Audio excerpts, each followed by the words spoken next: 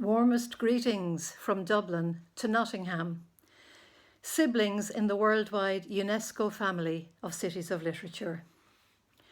My name is Catherine Dunne and I'm a writer of fiction and non-fiction, full-time for almost a quarter of a century now. People often ask, when did you become a writer, or why did you become a writer? And these are questions I often find difficult to answer. I suppose one possible response is that I'm still becoming one. There is no finish line to being a writer. There is just the experience of learning, of practicing the craft, of aiming higher and better with each piece of writing. There is too, of course, the experience of failing. And this is where I always hold on to the words of Samuel Beckett. Ever tried, ever failed? No matter. Try again, fail better. Writing takes time and patience and resilience. All writing is rewriting, and we learn with every new draft. Another possible response to the question of how and why I became a writer is that I have always been one. When I was a child at primary school, I didn't realise that there was any separation between the acts of reading and writing. Somehow I had absorbed the belief that if you loved reading, then you wrote your own stories, of course you did. When I realised that this was not regarded as a normal activity, not in the way that, say, football or tennis or swimming or basketball were normal activities for children, I said nothing. Writing would continue to be my secret for years. I served a long, quiet apprenticeship, something for which I've learned to be very grateful. The process was what mattered to me, not the end product. But if writing had to remain a secret back then, reading didn't. Reading I could indulge in as much as I wished, and the excellent public libraries in my native city fed that addiction. My love of stories was born at the same time as I was, I think, and it has never left me. Instead, it goes stronger all the time. One of the great things about being a writer is that we never have to retire.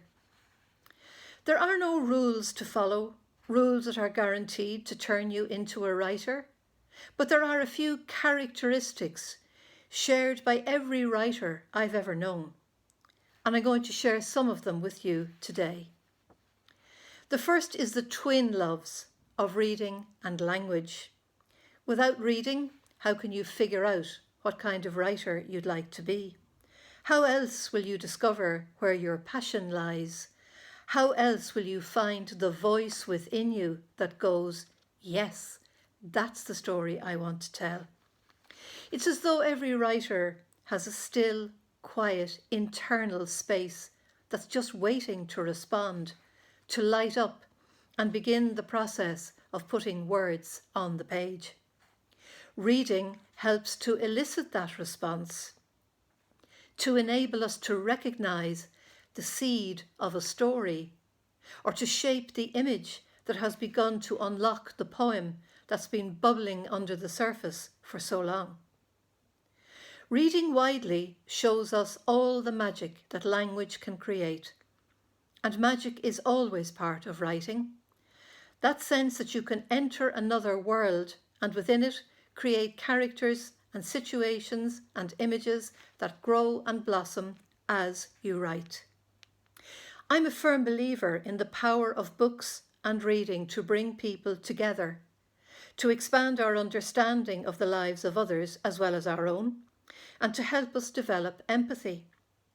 Writing itself may be a solitary activity, but words are powerful in the way they reach out to others. They can be a force for good, or they can be used as tools of oppression. Think of all the insults you've heard in your life, the casual brutalization of those who are seen as other, the words flung at gays or trans people or women, the racist epithets you hear on the street or come across on social media. Activism can start right there with challenging those insults, or wearing a rainbow symbol, or speaking out about something that diminishes others. Recently, I watched an interview with the Turkish novelist Elif Shafak. She was discussing the role of the artist as activist. Now living in London, she watches with dismay as events unfold in her native country, and she reminded us that democracy is a delicate ecosystem, and as writers we need to pay attention to the ways in which language is used. For example, the phrase enemies of the people is increasingly used as a way to silence the opponents of tyrannical regimes. We must be careful to use language in ways that are inclusive and attentive to others. She says that literature rehumanizes the dehumanized. We must always pay attention to those on the margins. Some years ago, I joined an organisation called Freedom to Write, a group of writers dedicated to focusing attention on those writers all over the world who are imprisoned or intimidated because of what they write, or because they have spoken out against oppression. One of the poets we support is İlhan Samhi Çomak, a Kurdish poet who has been imprisoned for more than 2 decades, in solitary confinement, with just a pet bird for company. İlhan continues to write poetry and says that the words his supporters write to him are like a ladder out of the deep well of darkness that is his imprisonment. Words show him, and all those similarly imprisoned, that they have not been forgotten and that their voices are still heard. Freedom to Write is now part of Irish Pen na hÉireann, and like pen centres everywhere, we work to highlight the predicament of those writers that governments would like to silence. So, if reading helps to form a writer, what are some of the other characteristics we all share? That ability to pay attention I've just been speaking about, to notice detail, to find a way of going under the surface of what is visible, because stories are all around us. They live in our families. They hover in the silences that exist between conversations. They are present in the past that isn't spoken about. They also live in our imagination as a spark that needs to be coaxed into the flame of creative expression. Sometimes the moments between sleeping and waking are rich with images, sometimes crazy, sometimes frightening, but often with an impact that will last for hours, or that return to us in flashbacks throughout the day. Writers always have a notebook to hand. I have dozens of them all over the house. Because dreams fade eventually, I want to capture what I saw or felt or heard. A couple of words in a notebook to help remind me. They can become the starting point for something unexpected. I just need to start writing to find out what that something unexpected might be. And that's how novels and plays and poems and memoirs get written, one word at a time. Stories or poems don't come to writers fully formed unless we are very lucky. Writing is an organic process. Our work develops as we write. And that's how inspiration happens too. It comes to us during the act of writing. After the first spark that might be ignited by reading, or dreaming, or daydreaming, or eavesdropping, the rest is work. Inspiration is usually just a moment, the starting point that needs to be nurtured. Our writing develops as we write. There are no shortcuts. It's just one word after the other, again and again until we get it right. One piece of advice I was given years ago still stands. Write it with a W, and then write it, or make it right, make it better. It's good advice. Don't let perfectionism become your enemy, at least not in your first draft. Our first drafts are a mess for a reason. That's their job. It's our job as the writer to refine the short story or the poem or the novel that's hiding in there. We are like the sculptor. chipping away at a block of marble until the form is revealed. It was in there all the time, but it takes a lot of work to bring it out into the light. I work primarily as a novelist. I've also written poetry, short stories, essays and non-fiction, but the novel is my enduring love. For my non-fiction, I explored the lives of Irish immigrants living in Britain. Those who left Ireland in the 1950s in search of a better life elsewhere. That is the enduring story of immigrants everywhere, to make a better life for themselves and their families. Even in non-fiction, I was drawn to the power of the story. I interviewed hundreds of people. I was anxious to capture the experiences of these soon-to-be elderly people before their stories disappeared with them forever. Their individual voices gave a compelling insight into the pain of emigration, the experience of being other in an unfamiliar society, the struggles and small daily triumphs of making your way into a new life. The process of writing this social history gave me the idea years later of working with a homeless organisation here in Dublin called Focus Ireland. Their focus is on the homeless, and Dublin in particular has a housing crisis and a distressing number of people sleeping rough.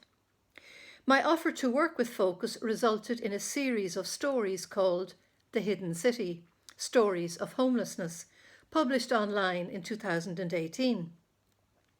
The aim of the stories was to humanise the issue of homelessness, to move away from the statistics and to hear the individual voices of the marginalised. Did my project have any major impact? Did it lead to the housing of even one homeless person? Probably not. How would I know? The only thing I do know is that this was the only active contribution I was capable of making. As a writer, that the act of listening and helping others to tell their stories, of helping others to feel seen and heard. I see it as another ladder into the well of darkness. I have a close relationship with my City of Literature and regularly take part in events and festivals organised throughout the year. Events such as interviews, readings, Dublin One City One Book and library workshops. Over the years, I've had many conversations with other writers as part of public events or in private. We're all agreed that no matter what happens to a writer in the course of our lives, it's all material. One interpretation of the saying that happiness writes white is that happiness as a concept lacks the edginess that is necessary for good fiction. The best material, we agree, is the way we experience loss, or failure, or grief, or obstacles on our way to seeking happiness. The journey is a much more interesting story than reaching the destination, or so writers like to believe. The key in all of this is transformation. Writers transform the raw material of experience into art. It's a kind of alchemy. Alchemy was the process that ancient philosophers believed would enable them to turn base metal into gold. In transforming personal experience into poetry or fiction, we are not writing autobiography. That's something completely different. What we are doing is writing from within, transforming something of what we have observed, make it or felt or suffered into words as a way of communicating that experience to a reader through the process of writing. Try it. Take a disappointment or a loss you've suffered. Stay with the feeling. Then invent a character who has had similar disappointments and start writing from within. Don't censor yourself. Remember, the first draft is a mess. Editing comes later. In one way or another, I've been writing for more than 50 years.